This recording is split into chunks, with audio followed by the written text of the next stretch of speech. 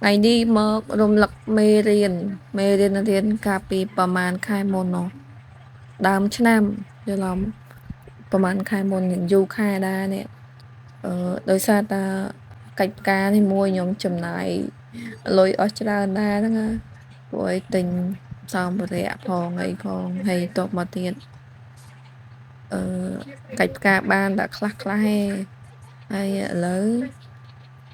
និយាយទៅខ្ញុំរៀនកិច្ចការអត់ទាន់បានចេះគ្រប់ការអស់ទេហើយការខ្លះចេះកាច់តែអត់ស្គាល់ឈ្មោះទេហើយថ្ងៃនេះចង់ចាប់ផ្ដើមកិច្ចការឡើងវិញអញ្ចឹងណាហើយផ្ការនេះគឺកាច់ពីលុះកម្មញី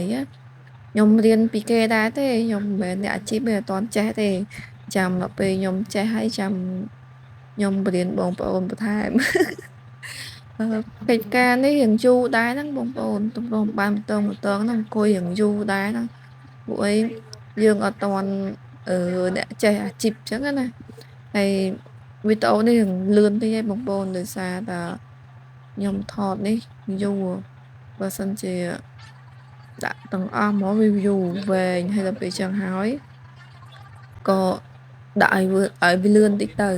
ហើយបន្ទាប់មកទៀតខ្ញុំអាឡ័យតែអង្គុយកាច់ផ្កាផងមើលរឿងផងដល់ពេលហើយភ្លេចមើលកាមេរ៉ាដល់ពេលចឹងមើលមុខខ្លួនឯងឡើងក៏ជប់ហើយឡើងក៏ញើហើយ